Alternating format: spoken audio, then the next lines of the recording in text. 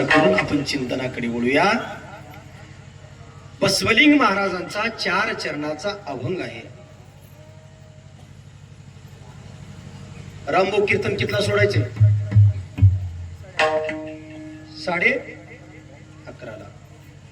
ठीक आहे. 10:30 पर्यंत केलो तर 5,000 फीस आहे माझी. 11 पर्यंत केलो तर 7,000 फीस आहे माझी स्वामी. 11:30 पर्यंत केलो तर 11,000 फीस आहे माझी. कितला सुरू होता कीर्तन? का बरं गेला घडी पट्टी पकड जाऊन द्या वाटाले. आलं का लक्षात? आपल्याला कमीत कमी वेळामध्ये चिंतन मांडायचं आहे. काय म्हणतात माऊली? जीवनामध्ये प्रत्येक जण भगवंताची भक्ती करतो,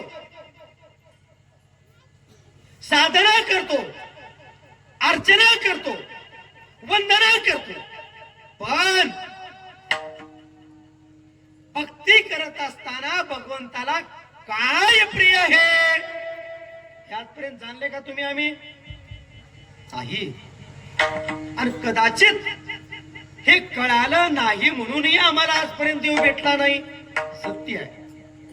पण जगामध्ये संत ही अशी एक जात आहे, संत एक अशी दुआ आहे जी आम्हाला परमार्थाचा मार्ग दाखवतात. मार्ग दाऊनी गेले दयानिधी संत ते. काय करता संत? संतांनी सांगितलं बाबा कुठल्याही भानगडीमध्ये पडू नकोस. ग्रह, तारे, नक्षत्र, काळरा, वडराकड, खाल्लाकड, शनी नाही, राहू नाही, केतू नाही, या भानगडीत तू पडू नकोस बर का. तुला सुख लागणार नाही. दोरा नाही, दोरखंड नाही, मंत्र नाही, इबित नाही, काय मंत्रून द्यायचं नाही. देवाची भक्ती एवढी सोपी आहे, एवढी सोपी आहे. फक्त आपलं वर्म चुकलंय. आणि वर्म चुकल्यामुळे आम्हाला देवाला काय लागतं याचा आम्हाला विसर पडला. म्हणून संतांनी आम्हाला सायास करून शिकविलं. ऐका, लक्ष घ्या. साधू संत तुम्ही आम्हाला सांगू लागले या जगामध्ये साधू संत म्हणजे एक स्वच्छ पाणी करणारे यंत्र आहे. पाणी स्वच्छ करणारे एक यंत्र आहे. कसं आहे महाराज, सांगू का तुम्हाला? तुमच्या गावाच्या भोवताली एक नदी आहे. नदी, त्या नदीला काय नाव आहे चौकात? पकड नाही देत तुमच्या इकडं. एखादी नाव सांगून टाका कीर्तनातल्या नदीचं. गंगा. ठीक आहे. गंगा दुधडी भरून वाहू लागली आहे. पण उन्हाळ्यामध्ये काही भागातलं पाणी आटतं.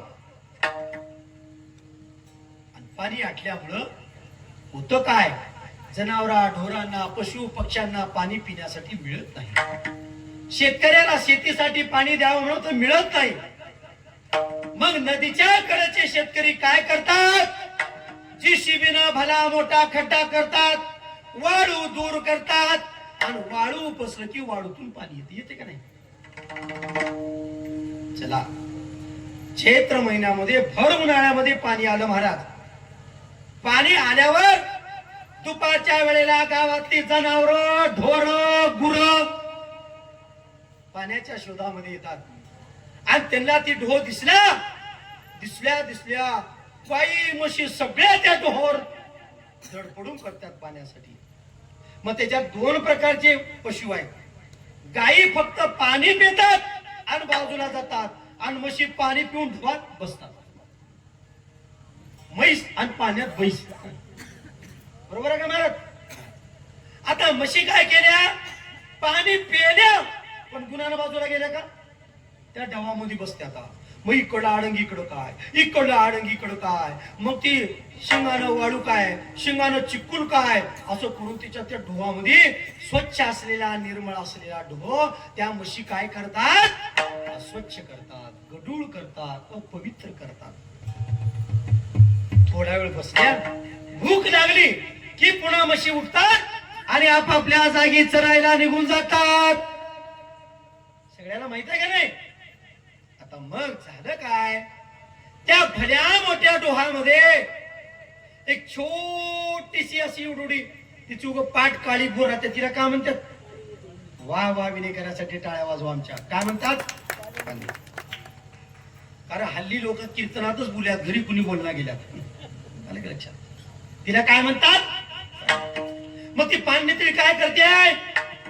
अलगत वर येते आणि वर आल्यानंतर त्या पाण्यावर गर गर गर गर गर गर गर गर गर गर गर गर काय करते?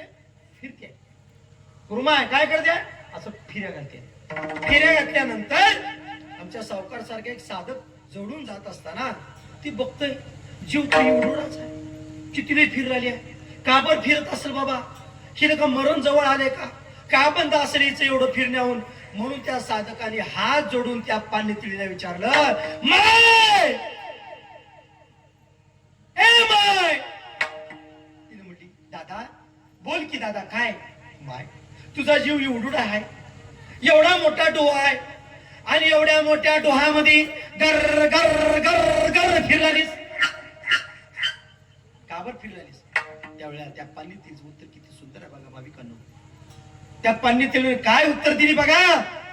दादा मला माहित आहे हा डोहा पवित्र झालेला आहे, हा डोहा मंगळ झालेला आहे, हा डोहा गढूळ झालेला आहे, पण माझं वास्तव्य या डोहामध्ये असल्यामुळे जरी माझा जीव बारका असला तरी माझ्या देहामध्ये जोपर्यंत प्राण आहे तोपर्यंत मी गढूळ झालेल्या डोहाला स्वच्छ करण्याचं काम करणार. हे पाणनितळीचं उत्तर आहे. आणि मग त्या पाणनितळीला गढूळ झालेला डोह स्वच्छ केला, निर्मळ केला, पवित्र केला. चला माझा दृष्टांत संपला. स्वामी सिद्धांत लक्षात ठेवा. काय म्हणू लागले महाराज? अरे हा समाज रूपी डोहा आहे. समाज डोहा आहे आणि याच्यामध्ये काही नास्तिक रूपी म्हशी आहेत. काय आहेत?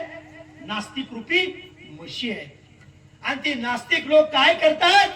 वारंवार वारंवार वारंवार या समाजाला नासवायचं काम करतात, गढूळ करायचं काम करतात, अंधश्रद्धा पसरवायचं काम करतात, अफवा पसरवायचं काम करतात. पण संतरूपी पाणनितळी, संतरूपी पाणनितळी काय करते? सतत भ्रमण करून, गरगर फिरून, प्रचार प्रसार करून नास्तिकांनी गढूळ केलेल्या या डोहाला पुन्हा पवित्र आणि स्वच्छ करतात. हे संतांचं काम आहे. शिवार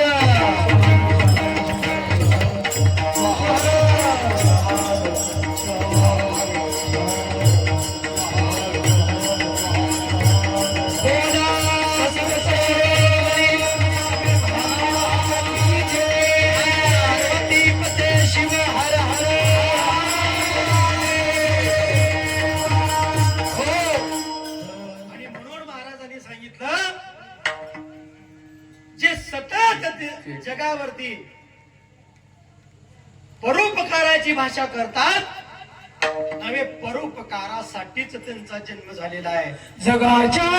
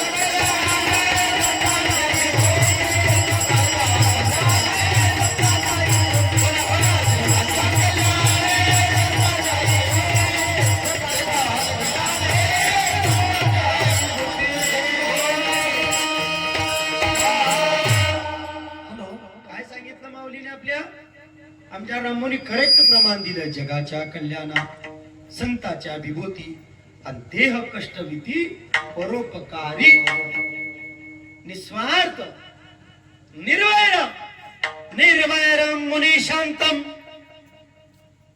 आणि मग कितीही प्रकारचे मनोरुग्ण होऊ द्या, कितीही प्रकारचे विकार होऊ द्या, त्या विकाराला बाजूला सारतात आणि संत सद्गुरू आम्हाला भक्तीचा मार्ग दाखवतात. भक्ती मार्ग माझा आहे बहु सोपा, स्थापुनिया बापा सुखी करी.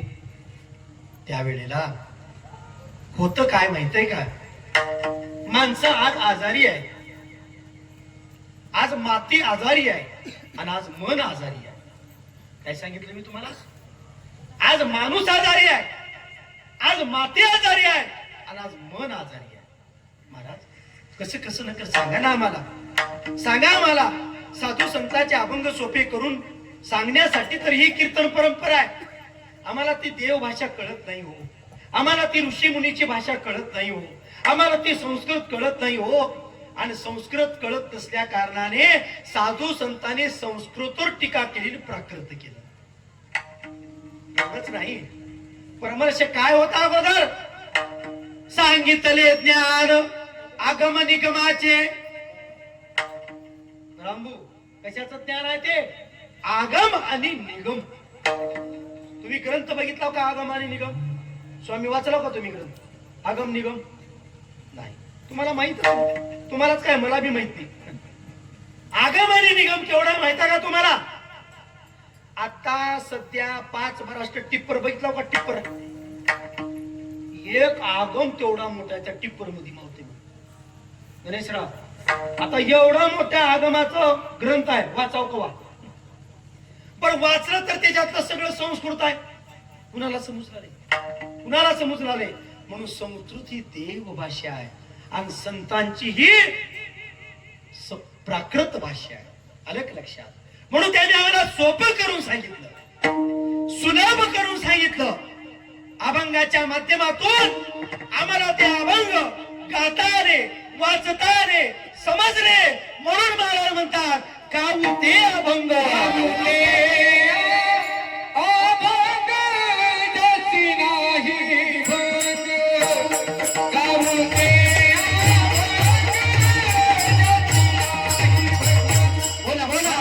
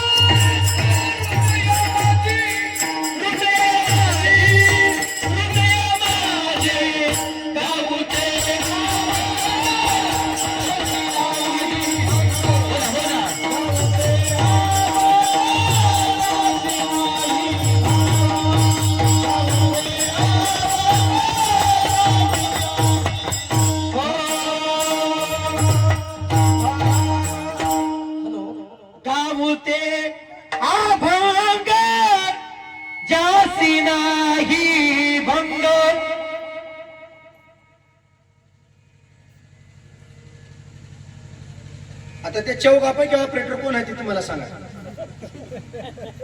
हा बाकीचे सगळे बाजूला सरका. त्या ऑपरेटरला एकटं सोडा बरं तिथं. सगळे बाजूला सरका.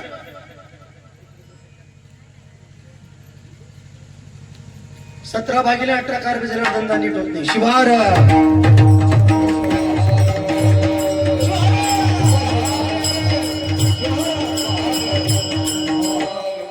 गाऊ ते अभंग जासी नाही भंग.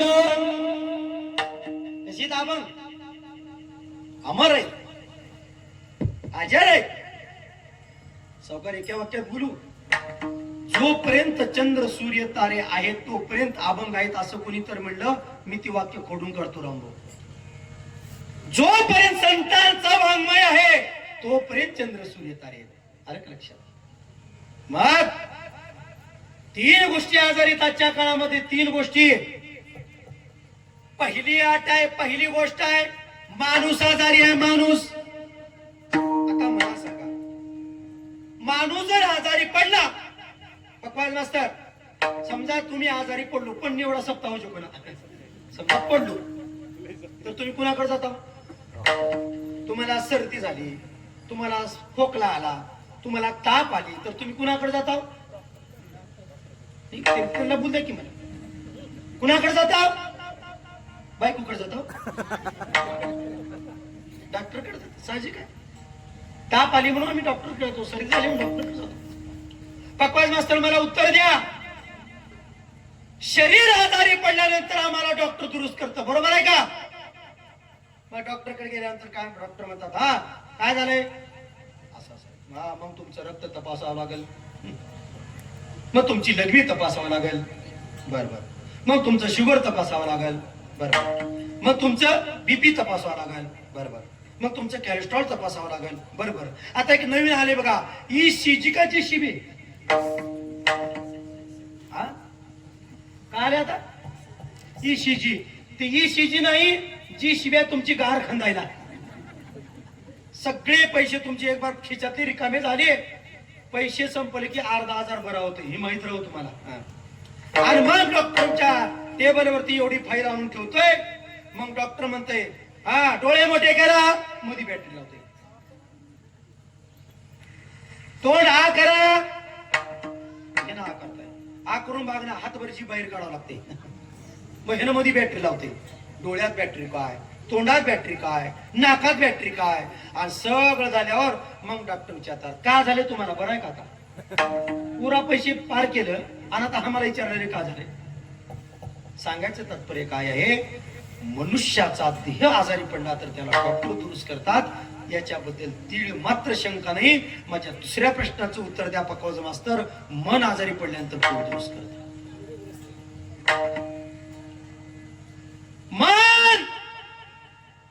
मन जर आजारी पडलं तर कोण दुरुस्त करत? द्या उत्तर द्या, कोणी बी माझ्या प्रश्नाचं उत्तर द्यावं आणि ही गडी बक्षीस घेऊ. महाराज मागल्या मागून पळून जाईल. सांगा, मन आजारी म्हणतात पडल्यानंतर कोण दुरुस्त करत? प्रमाणाने सांगतो तुम्हाला, माझ्या माऊलीचं मन आजारी पडलं, माझ्या माऊलीचं मन अनावर झालं, माझ्या माऊलीला मन ताब्यात नसल्या कारणाने करोनी मनाचे मंथन,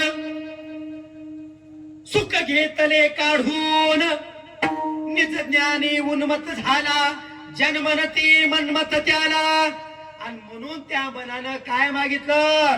माझ्या मनाला गोचाळा, माझ्या मनाला गोचाळा.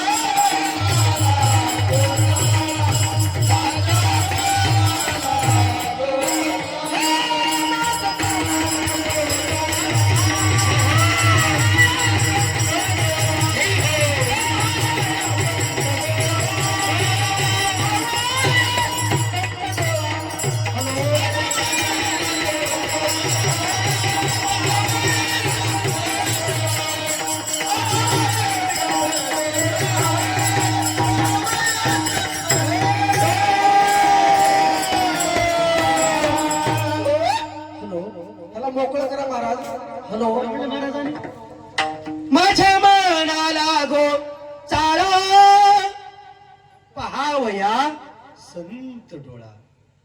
तेव्हा हे आमचं मन आजारी पडलेलं आहे आणि या मनाला जर दुरुस्त करायचं असेल, जा जा जा जा झटका, जाऊनी गुरुला हटका, क्या सोहम नामाचा गुटका. स्वामी, गुटखा म्हणजे कोणता? बारक्या पुडीमध्ये मोठा पुडी मिसळून हलवायचा नाही. त्या सोहम नामाचा गुटखा, तिथेच होईल प्राण्या सुटका, जा जा जा जा झटका. गुरु माऊली माऊली त्याने पूर्ण कृपा केली, रसवतीला कानात जाऊनी झुंबला नाही ना. रस गेला सांदो सांदी आणि देह पालटली बुद्धी. म्हणून आम्ही म्हणतो धन्य धन्य गुरुमाय आज देखीले पाय.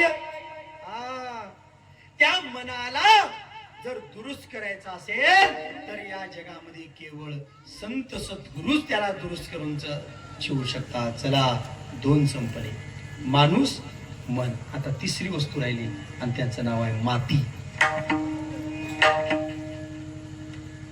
आज आमच्या प्रत्येकाची शेती, आज आमच्या प्रत्येकाची माती आजारी आहे.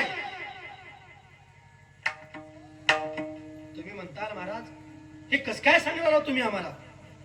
मी एका शेतकऱ्याचं लेकरू, सांगणारा बी शेतकरी आहे आणि ऐकणारा बी शेतकरी आहे. बरोबर आहे? आता सूत्र सांगतो मी तुम्हाला. सावकार भजन करीत शेतकरी आहे आणि शेतकरीच भजन करी आहे. श्रीमंताला आठवण आहे का भजनाची? मोठ्या लोकांना भजनाची आठवण आहे का?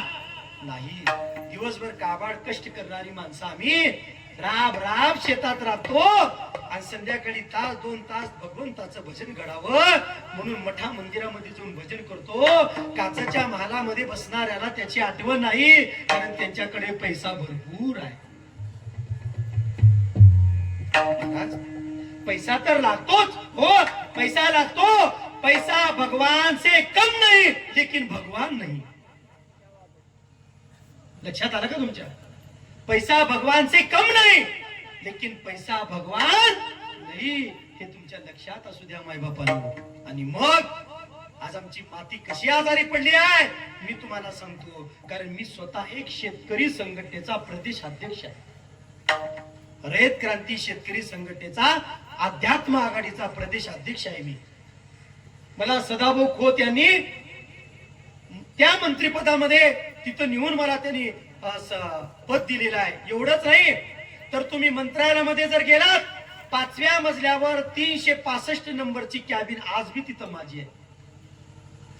रामभाऊ, संप्रदायातले सगळे कीर्तनकार मंदिरापर्यंत आहे, पण हा बालाजी पाटील एकटाच बातर मंत्रालयापर्यंत आहे.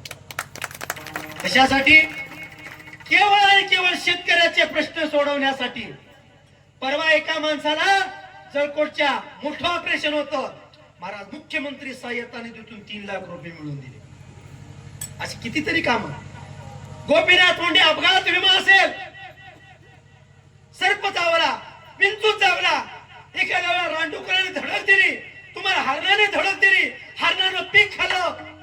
भरपूर सरकारच्या योजना आहेत, पण आपल्या शेतकऱ्यापर्यंत आलेल्या नाहीत. आपल्या शेतकऱ्याला त्या माहित नाहीत, म्हणून त्याचा फायदा फक्त काही काळबेरे करणारेच लोक घेत आहेत. आपण त्याच्यापासून वंचित आहोत. महाराज शिवार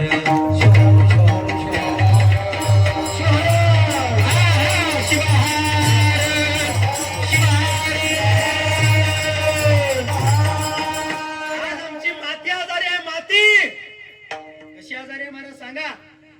आता मला इथं सांगा, हरभरा किती लोकांनी पेरला? हात वर करा. हरभरा तुम्ही पेरलो का? नाही का? सावकार तुम्ही? तुम्ही? गणेशराव तुम्ही? आता तुम्ही का हरभरा पेरतो? नुसते सप्त्यावरच आहोत.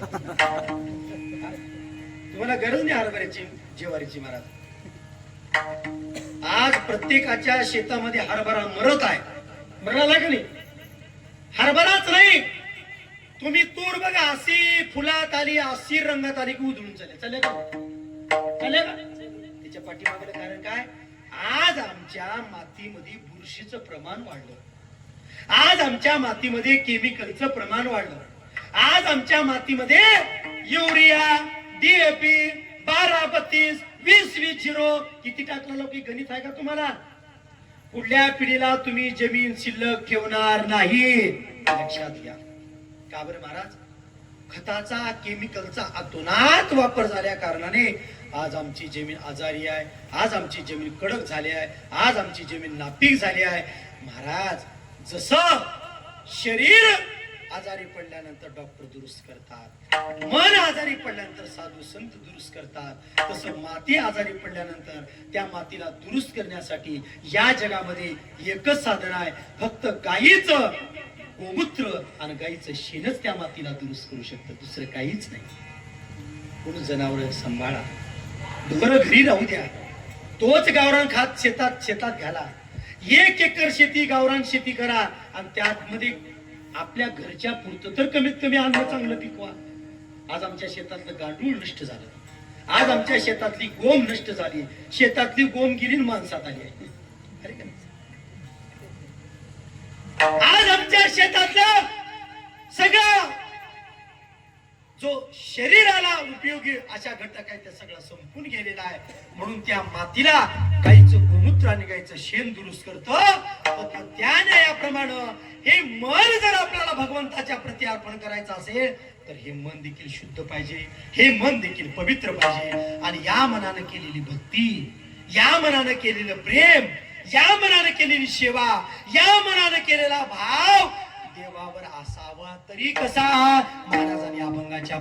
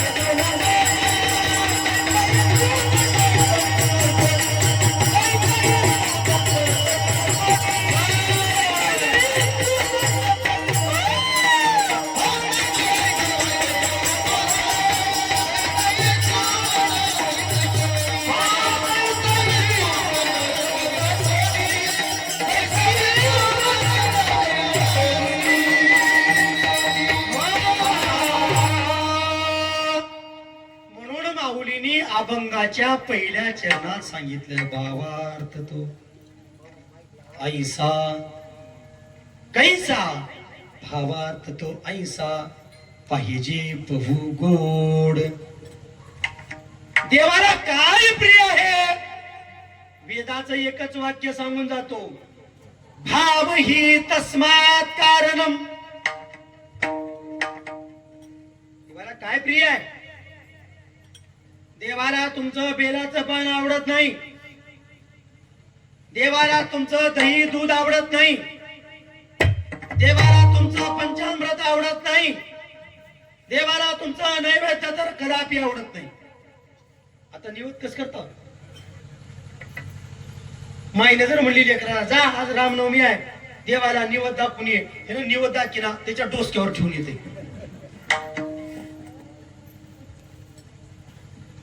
मस्जिदीमध्ये कधी गेलाव का? गुरुद्वार मध्ये कधी गेलाव का? ख्रिश्चनाच्या मंदिरामध्ये कधी गेलाव का? किती स्वच्छता ठेवतात ती लोक, किती स्वच्छता ठेवतात. आणि आमच्या देवाजवळ सगळ्या गावची घाण तिथं आहे. नाही, देवाला फक्त नैवेद्य दाखवायचंय. नैवेद्यम समर्पयामी. आणि तो नैवेद्य घ्यायचा. गाय दिसली तर गायला चारायचा, जंगम दिसला तर जंगमाला चारायचा, भुकेला माणूस दिसला तर त्याला द्यायचं, तानेला माणूस दिसला तर त्याला द्यायचं, आणि तुलाच भूक लागली तर तूच खाऊन टाकायचं. पण निवद देवापाशी कधीच ठेवायचं नाही, फक्त त्याला अर्पण आहे ते. त्या देवाला या सगळ्या गोष्टी गौण आहेत. त्याला त्याची अपेक्षा नाही, त्याला त्याची आकांक्षा नाही.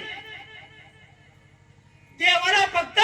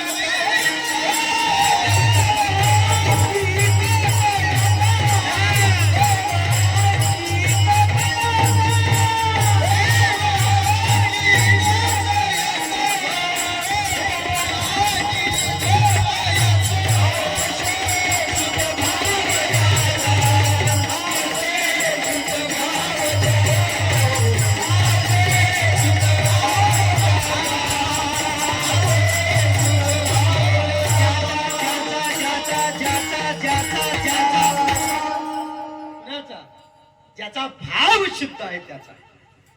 देवाला बाकीच्या गोष्टी गौण आहेत, आवडत नाहीत त्याला. ते भाव, केवळ भाव. देव भावाचा मुकेला, सखा भाविकाचा झाला, व्याध पुढी जातीहीन त्याने केले वो पावन. आता महादेवाची भक्ती करायचं असं तर वाण्याच्या जातीमध्ये जन्माला होता असं काय आहे का? व्याध हो व्याध. कसला होता तो? कसला होता व्याध? वर्णशास्त्राने शिवलीला अमृतामध्ये केलेला आहे. स्वामी, व्याध कसला होता? महिना महिना अंघोळ करत नव्हता, 6 महिने दात घासत नव्हता. आता किती वास येत असत असल्या माणसाच्या जवळ गेल्यावर. महाराज शेंट मारू मारू येऊ. जातीनं ही नाही, जाती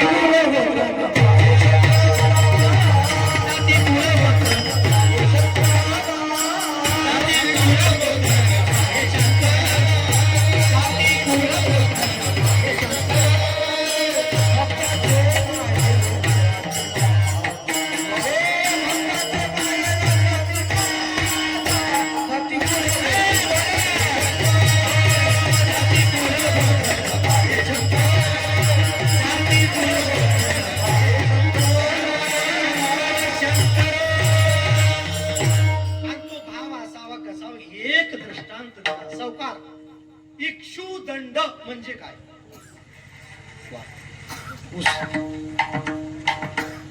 कुणाच्या कुणाच्या घरी उसा हात वर करा बरं इथं.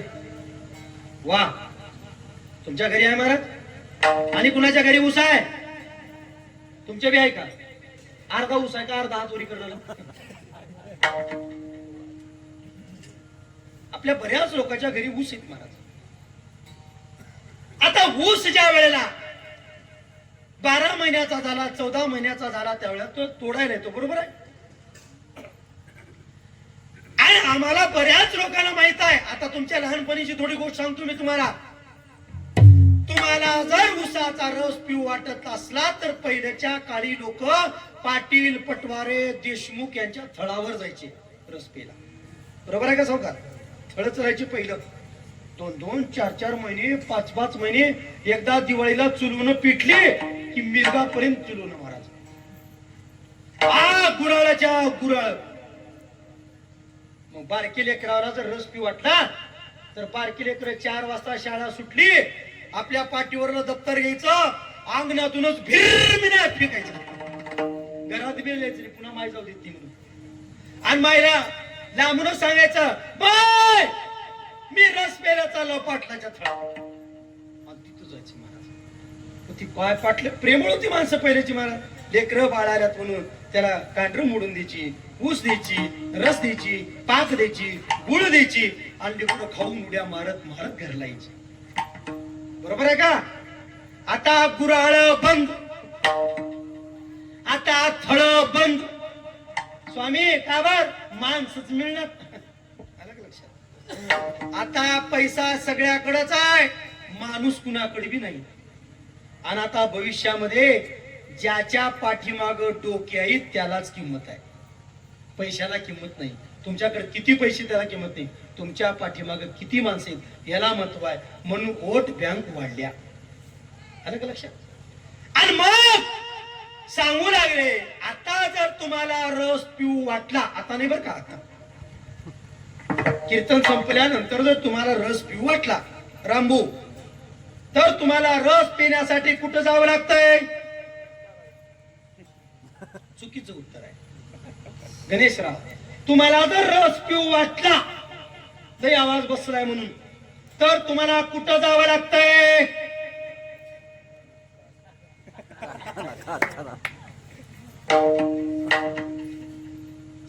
सावकार तुम्ही सांगा, आता जर तुम्हाला रस पिऊ वाटला तर कुठं जाता?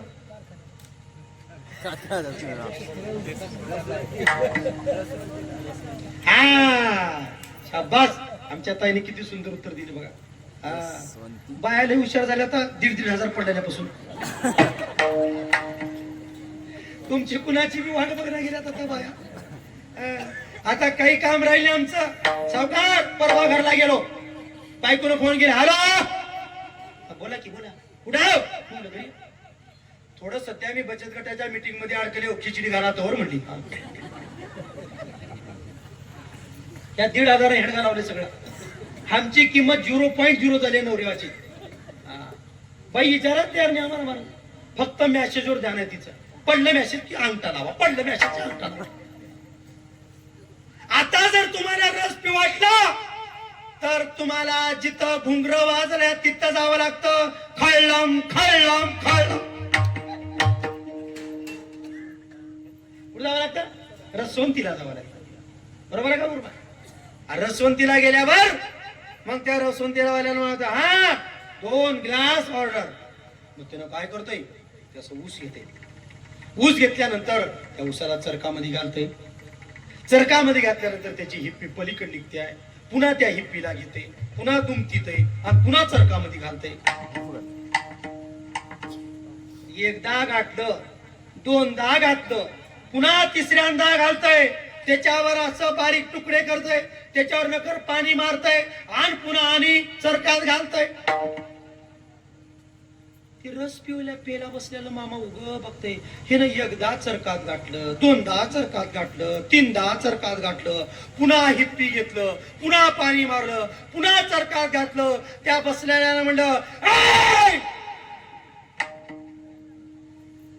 झालंय मामा तुम्हाला की वाटते का?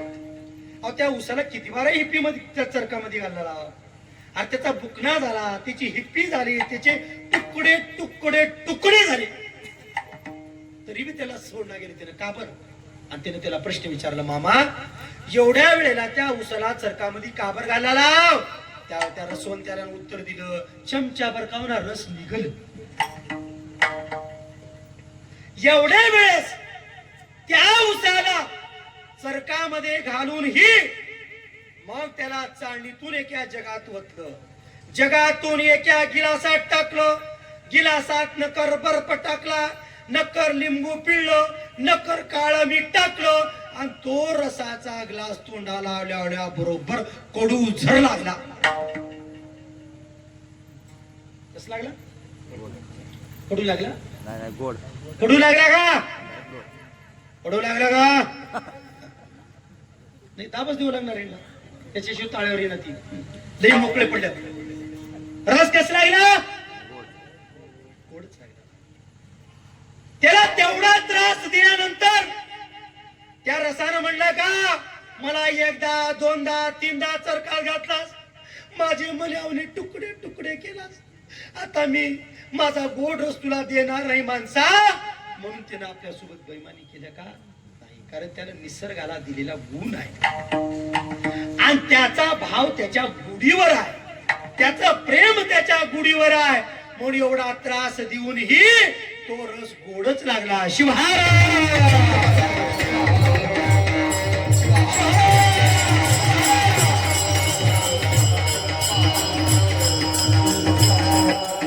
या जगामध्ये तुम्ही साधू संतांना कितीही त्रास द्या,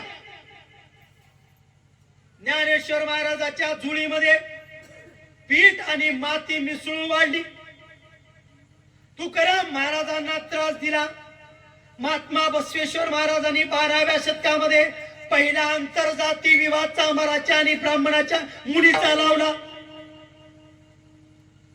संत शिरोमणी मन्मथ माऊलींनी कपिलधार क्षेत्रामध्ये हजारो अभंग लिहिली आणि माऊलीच्या भाऊकीलाच देखवना गेलं. आता मन्मथाचे अभंग जर बाहेर आले तर लोक आमच्या कोण अभिषेक करणार नाहीत, आम्हाला घरला बोलवणार नाहीत, आम्हाला दक्षिणा देणार नाहीत, आम्हाला जेवायला बोलवणार नाहीत. म्हणून मन्मथ माऊलीला पर्णकुटीमध्ये जाळण्याचा प्रयत्न केला. भस्मा मी हावे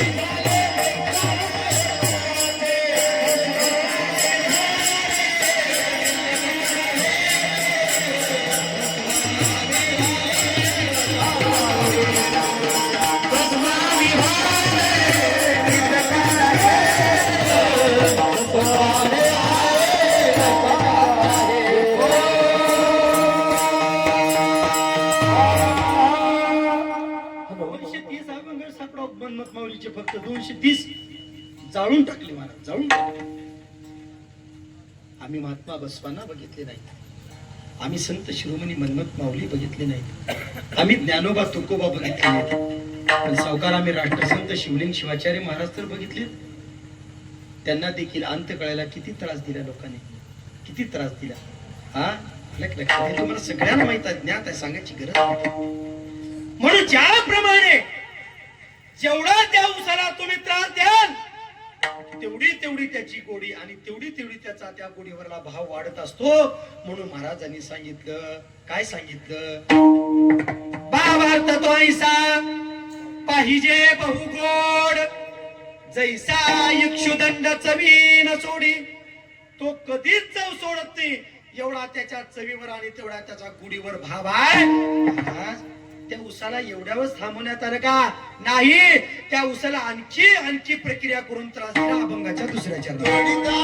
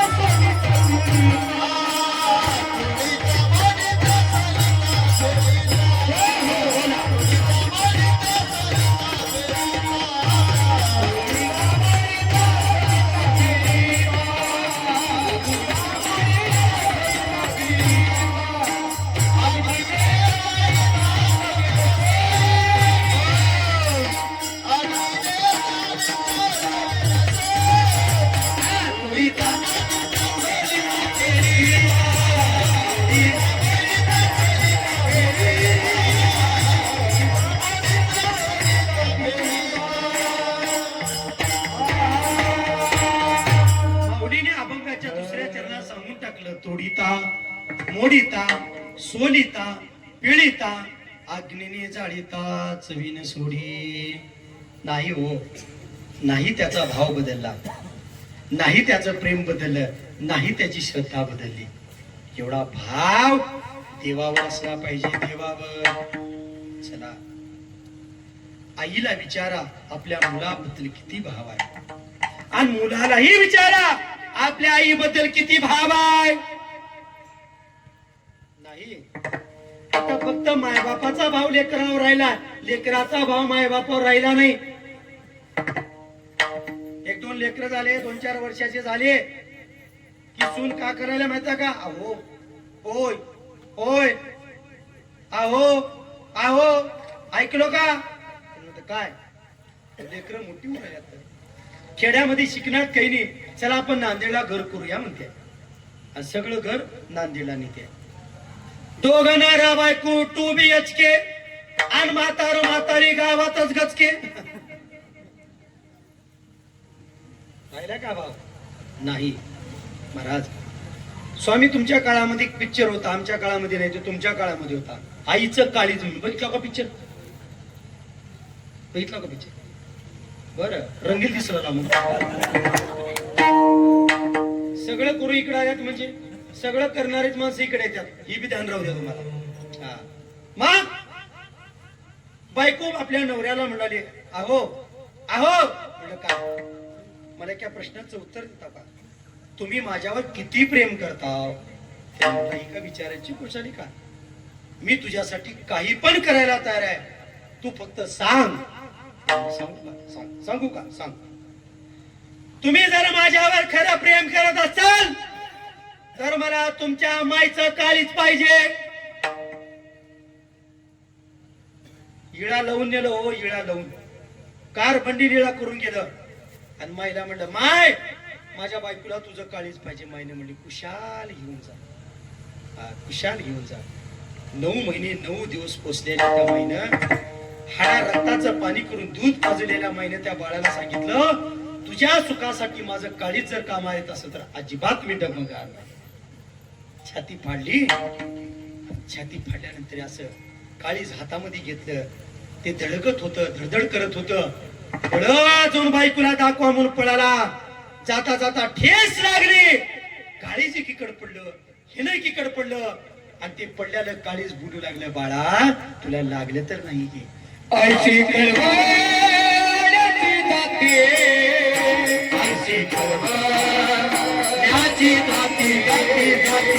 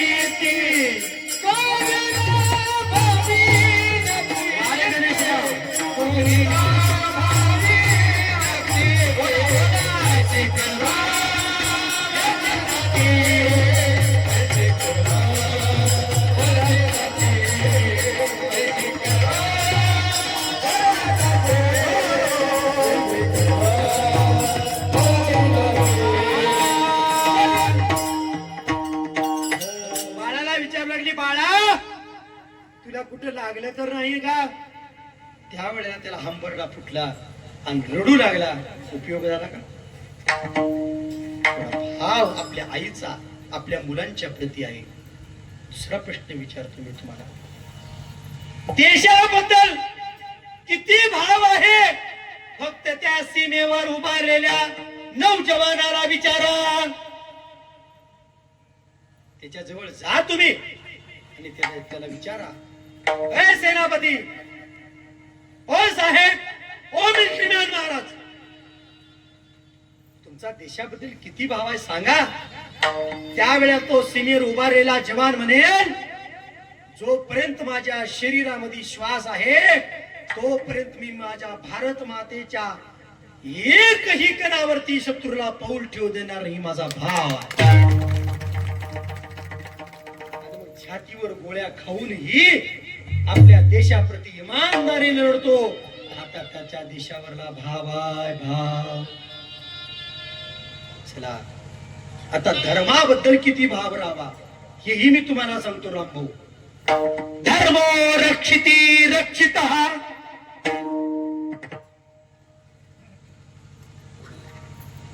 छत्रपती संभाजी महाराज आपल्याच लोकांनी घात केला आणि मोगलाच्या हाताला लागले. मोगलांनी बेड्या ठोकल्या. संभाजी महाराजांना विचारलं, संभाजी अभी भी वक्त इस्लाम कबूल करले. संभाजी महाराजांनी सांगितलं, जब तक जिस्म में प्राण है तब तक मैं हिंदू बन के रहूंगा और हिंदू बन के ही मरूंगा. माय बापानो, थोडा विचार करा. चिमट्यानं नको उपसले हो, चिमट्यानं नक. गडबडीमध्ये जाता जाता दाराच्या चौकटीला जर ठेच लागली तर बोट काळं निळं होतं, नख काळं निळं होतं. त्याच्यामध्ये पाणी संचारत, अन्न गोड लागत नाही, तहान लागत नाही, झोप लागत नाही. एक नख काळं निळं झालं तर आपली एवढी अवस्था आहे. छत्रपती संभाजी महाराजांचे नख उपसले, हात तोडले, पाय तोडले, सळ्या लाल करून डोळ्यामध्ये खुपसल्या आणि संभाजीला विचारलं, संभाजी अभी भी वक्त इस्लाम कबूल करले. मेलेल्या जनावराची कातडी सोलावं तसं संभाजी महाराजांची कातडी सोडली, तुकडे तुकडे केले. पण छत्रपती संभाजी महाराजांनी कधीच धर्म परिवर्तन केला नाही. संभाजीला विचारलं, तुझं एवढे का प्रेम आहे? त्यांनी सांगितलं, माझा पूर्ण भाव माझ्या हिंदू धर्मावर आहे, म्हणून मी कधीच धर्म परिवर्तन करणार नाही. हा धर्म भाव आहे, हा धर्मावरली श्रद्धा आहे. माय बापानो, तुमच्या आमच्या लक्षात कधी यावं, कधी येणार आहे तुमच्या आमच्या लक्षामध्ये? ज्या श्री रामचंद्र प्रभूला केवळ मंदिरामध्ये स्थापन करण्यासाठी या भारताला 500 वर्ष लढावं लागले. 500 वर्ष.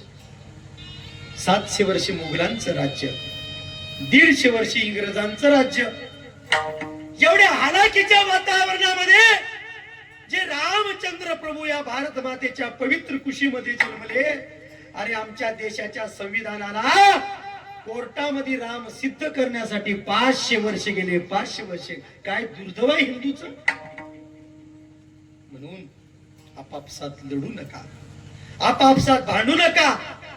या सगळ्या जाती मिळून हिंदुस्थानामध्ये राहणारा प्रत्येक हिंदू आहे आणि जो इथलं खातो, इथलं पितो, इथलं मीठ चालतो आणि कुठला तरी परदेशातला नेता मेला की त्यांच्या फोटो लावून रडतो. अशा जिहादीला भारतातून हाकलून दिलं पाहिजे. म्हणून विश्वास कधी ठेवू नका. विश्वास ठेवायचा असेल तर आपापसामध्ये एकमेकाला भेदाभेद न करता आपण संघटित झालं पाहिजे. हरिहरा भेद नका करू. 18 पगड जाती एकत्र आल्या आणि त्याची वज्रमूठ जर बांधली तर तो एक भगवा ध्वज उपर जाईल. आणि या रामनवमीच्या दिवशी आम्ही संकल्प करूया, आम्हाला श्रीरामाला जर बंधन करायचं असेल तर प्रभू श्रीरामांच्या चरणावर आम्हाला एकच शपथ घ्यावी लागेल. आम्ही आपापसामध्ये कधीच भांडण करून घेणार नाही. आम्ही लढू तर फक्त हिंदू विरोधासाठी लढू. टाळ्यांचा कडकडाट झाला पाहिजे. म्हणून आजच्या दिवशी घोषणा केली जाते, शिवावर रामचंद्र भगवान की जय. हर हर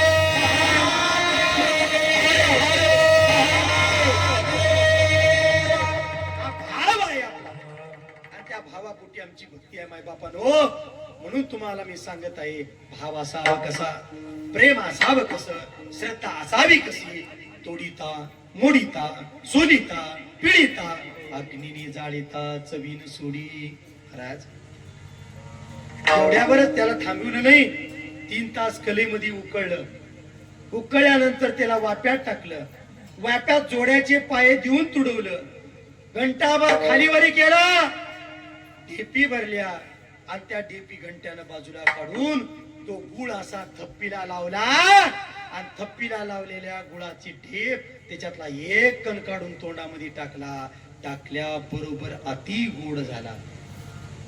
त्या गोडीचं साम्राज्य, त्या गोडीची श्रद्धा, त्या गोडीचा भाव आमच्या महाराजांनी सांगून टाकला. अभंगाचं 3रं चरण.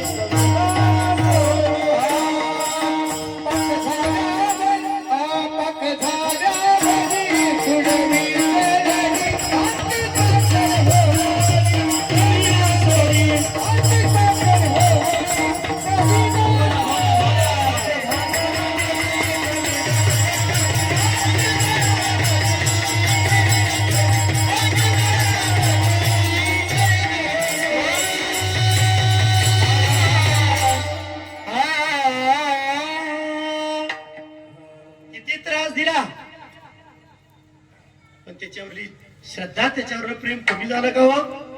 अजिबात झालं नाही. कोरोनाचा काळ होता. परमपूज्य राष्ट्रसंत शिवलिंग शिवाचार्य महाराजांना कोरोना झाला. डॉक्टरने सांगितलं ऍडमिट होल्याशिवाय पर्याय नाही. भक्ती स्थळावरून आप्पा निघाले. सर्वजण रडत होते. कुणाला माहित नाही पुढे का घटना घडणार आहे. महाराजांनी सांगितलं कुणी रडायचं नाही, कुणी घाबरायचं नाही.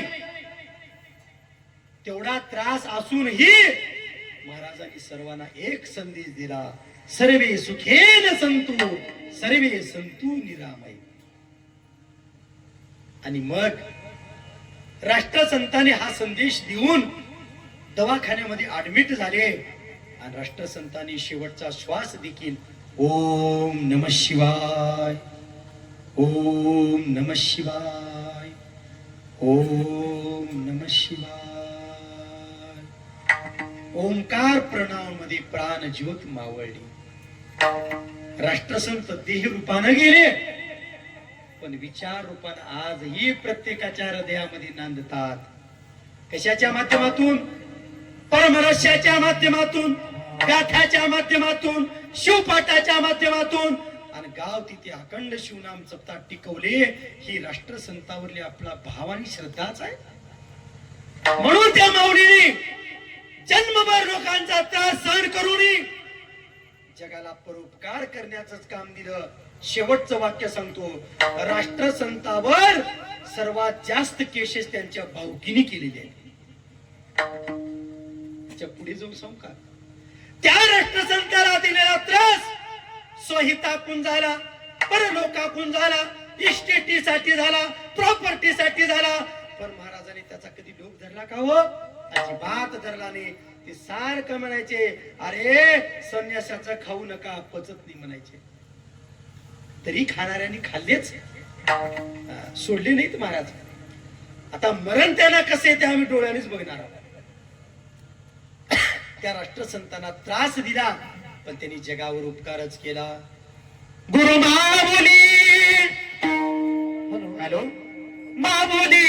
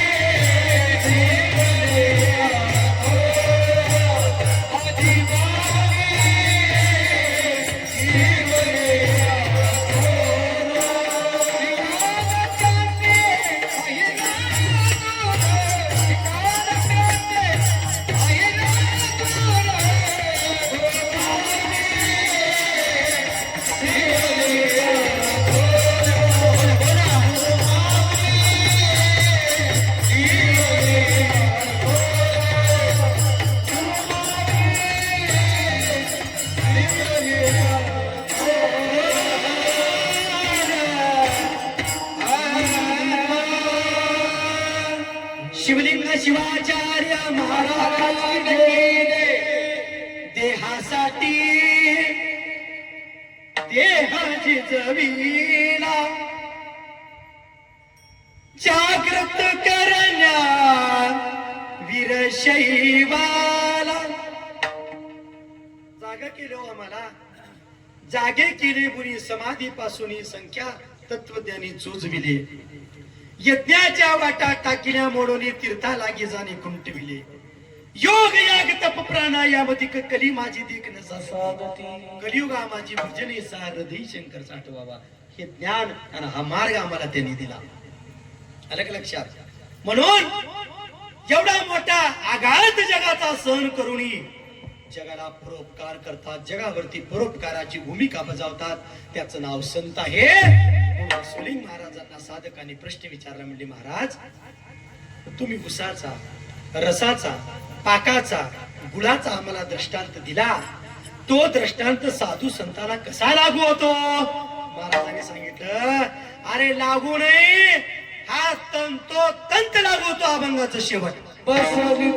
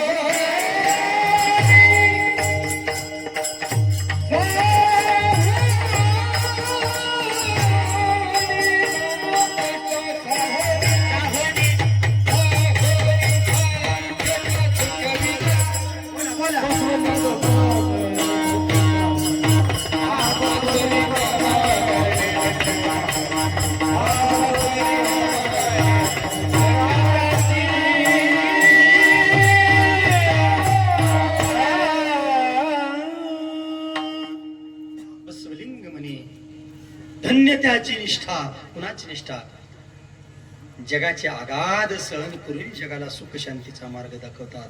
साहुनी नाना कष्ट सुखवी जना, तुडिता मुडिता सुलिता पिळिता, अग्निने जाळीता चवीन सोडी. प्रतिवर्षाप्रमाणे अतिशय हर्ष उल्हासाच्या वातावरणामध्ये चालत असलेला हा सप्ताह खूप लोकांची श्रद्धा, खूप लोकांचा भाव आहे बर का कुरीच्या महादेवावर. अहो, या महादेवाला सहज बोलून नवस करा. वर्षाच्या आत पावणारा महादेव आहे हा, वर्षाच्या आत.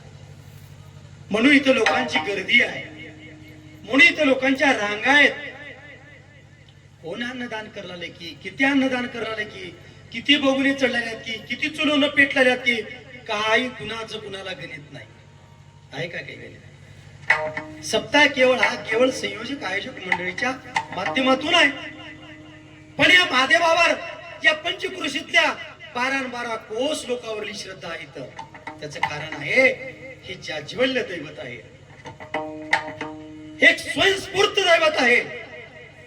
आणि या दैवताची ताकद एवढी मोठी आहे, हा देव सिद्धही करतो आणि हा देव प्रसिद्धही करतो. याचा अनुभव आहे महाराज. गेल्या अधिक महिन्यामध्ये या ठिकाणी आम्ही राजेश्वर स्वामी महाराज लाळीकर यांचं अनुष्ठान ठेवलं होतं. महाराज ठेवलं होतं का नाही आपण? आज बी बघा युट्यूबला ते कार्यक्रम पाहायला मिळतात आपल्याला. खूप सुंदर कार्यक्रम झाला होता. भजी मंडळ काय, बॅनर काय, माईक सिस्टम काय. भर पावसाळ्यामध्ये श्रावण महिन्यामध्ये महाराजांनी अनुष्ठान केलं होतं. आणि त्याच वेळेला जवळजवळ मी तर त्यावेळेस मी तर 10-12 दिवस मुक्कामी होतो महाराज. इथला सेवाभाव, पाठीमाग असलेले स्वामी अतिशय सुंदर सेवा त्यांनी केली. इथं कोणतरी 2 मायली की कुठे गेल्या ती, काय नाव आहे त्यांचं? धोंडूबाई राचाबाई. बघा कसं माणसं घटतात हो. बघा त्या दोघी मायलीकडनं बघितल्या बरोबर माझ्या पायावर मुंडकं टिवल्या. तुला महाराज किती दिवसानं आला हो म्हणजे. काय आमचं त्यांचं देणे घे नाही का? रक्ताचे नातं स्वार्थाचे असतात, पण परमार्थातली नाती निस्वार्थतेची असतात. आणि हे सगळी नाते केवळ आम्ही राष्ट्रसंतांच्या माध्यमातून जुळवलो महाराज. तेच जर जन्माला आले असते तर शिवनाम सती उभारले नसते, तुमच्या आमच्या ओळखी पडल्या नसत्या. आता इकडल्या भागात आलो की सावकार मला किती तर अप्रूव्ह करतात. पाटील आले म्हणतात, घरला घेऊन जातात, जेवाची खायची व्यवस्था करतात, झोपाची व्यवस्था करतात. आता न्यू म्हणून म्हणालो बरं का. म्हणजे त्यांच्या मनामध्ये भाव आहे, श्रद्धा आहे. श्रद्धेच्या सागरी भक्तीच्या तालाटा. म्हणून माय बापानो, सगळ्यात पुण्यवान आणि भाग्यवान तुम्ही आहात.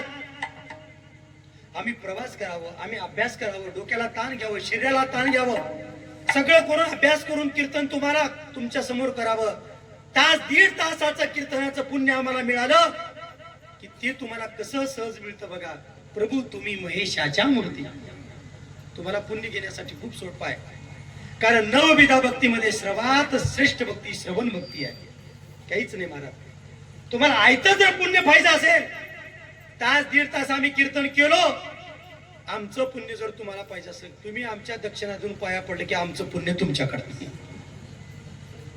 पैसे आमच्याकडे आणि पुण्य तुमच्याकडे. महाराज रिकामा. म्हणून ही भक्तीची परंपरा या गादीने आम्हाला शिकवली, या फड परंपरेने आम्हाला शिकवली. आणि म्हणून सहज जर एखाद्याचं दर्शन घेतलं की आमच्या जीवनामध्ये आमच्या भाग्याचा उदय होतो. कुणाचं शब्द सामर्थ्य असतं, कुणाचं दृष्टी सामर्थ्य असतं, कुणाचं स्पर्श सामर्थ्य असतं, कुणाच्या डोक्यावर हात ठेवले की उद्धार होतो, कुणाच्या कानामध्ये मंत्र दिला की उद्धार होतो. आणि सहज एखाद्या वेळेला कुणाची दृष्टी पडली एखाद्यावर तर त्याच्या जीवनाचं कल्याण होतं. एवढी ताकद आम्हाला या गादीने दिलेली आहे. म्हणून प्रतिवर्षाप्रमाणेचा वैभवशाली होत असलेल्या सत्याला तुम्हा सर्व कार्यकर्त्यांना, संयोजक आयोजक मंडळीला, अन्नदात्यांना मी खूप खूप धन्यवाद देतो. मायबापांनो, असंच अन्नदान करा. कारण कलियुगामध्ये धर्माचे 4 पाय आहेत आणि 4 पायापैकी 3 पाय कलीने कापलेले आहेत. एकच पाय सध्या शिल्लक आहे आणि त्याचं नाव आहे दान. त्याचं नाव काय? दान. म्हणून अन्नदान करा. भुकेल्यानं जर इथे येऊन एक शीत तुमची खाल्ली तर त्याचा आत्मा तृप्त होतो आणि त्या आत्म्यातून तुम्हाला श्राप आशीर्वाद देतो आणि तो आशीर्वाद तुमच्या 7 पिढ्याला कधी अन्न कमी पडत नाही. हा त्याच्या पाठीमागली भूमिका आहे. त्याच्या पुढे जाऊन सांगू का? चरत असलेले चिमण्या, चरत असलेले पशु पक्षी, भाताची एक शेजारी रोडवर पडली आणि ती चिमणीनं शीत तोंडामध्ये घेऊन चिव चिव करत असलेल्या आपल्या घरट्यामध्ये जाऊन पिल्यानं जर ती चोचीने भरवली तर ती भुकिलेले पिले आपल्याला आशीर्वाद देतात. कोण जाणे कोण स्वयंपाक केलं होतं, कुणाचं अन्न होतं आम्हाला माहित नाही, पण आमच्या आईने ती शीत आमच्या मुखामध्ये आणून घातली, आमच्या चोचीमध्ये आणून घातली.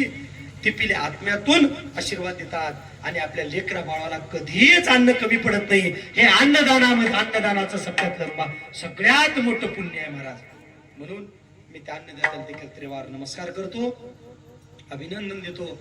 परमादरणीय शिवभक्तीपरायण आमचे राजूभाऊ जुबरे यांनी सांगितलं की महाराज असा तुम्ही एक तारीख घ्या. मी म्हणलं भाऊ सध्या खूप लोड आहे, कथा भरपूर चालू येतात, एकेका दिवशी 2-2 एकेका दिवशी 3-3 कथा शिवकथा असल्यामुळे मला थोडस टाळलं तर बरं होईल. त्यांनी म्हणलं नाही मग पाटील तुम्ही यावंच लागते, तुम्ही आमच्यासाठी येऊ नका, तुम्ही खुरीच्या महादेवासाठी या. आणि म्हणून आमच्या रामभाऊने आग्रह धरल्यामुळे मला महादेवाचं दर्शन झालं. तुम्हा सर्व माता वृंदाचं साधू संतांचं दर्शन झालं. मी आजच्या रामनवमीच्या दिवशी मी स्वतःला धन्य समजतो, कारण श्री रामचंद्र प्रभूचा काय आहे जन्मोत्सव आहे, रामनवमी. दोन्ही कीर्तनाचा मला या ठिकाणी लाभ मिळाला म्हणून मी स्वतःला भाग्यवान समजतो. यथामती यथावकाश झालेली कीर्तन रूपी सेवा तुम्हा सर्व साधू संतांच्या चरणावरती समर्पित करून अल्पशा कीर्तन रूपी सेवेला इथेच विराम. गुरुराज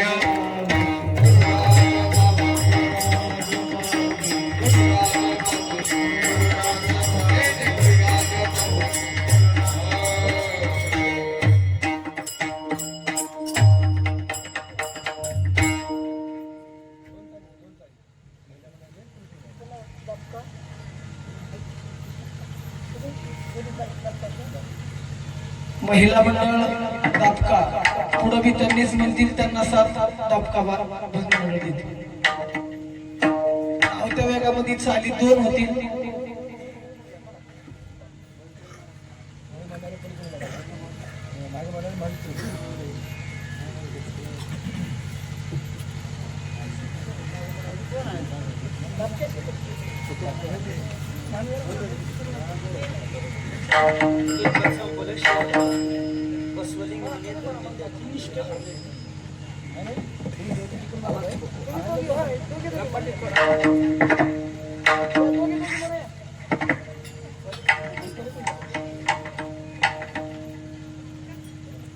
चला बोला बोला.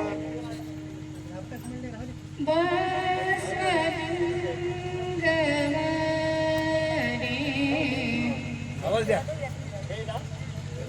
बरोबर आहे, बरोबर आहे. स्वर लागला म्हणा बेशक. स्वर बरोबर.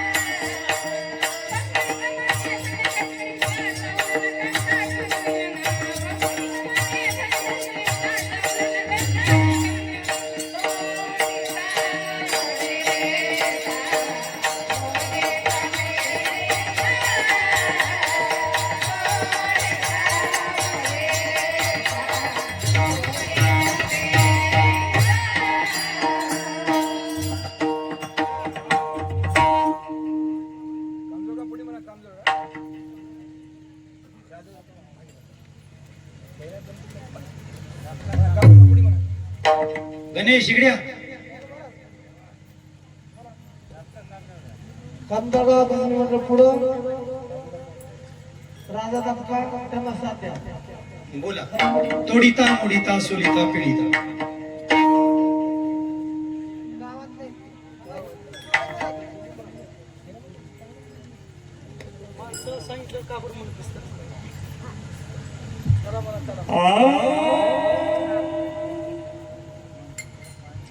तोडिता मोडिता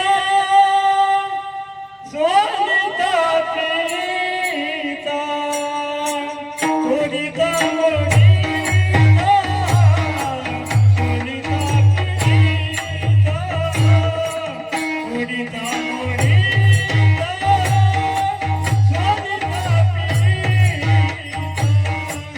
तोडिता मोडिता सोलिता पिता तोडिता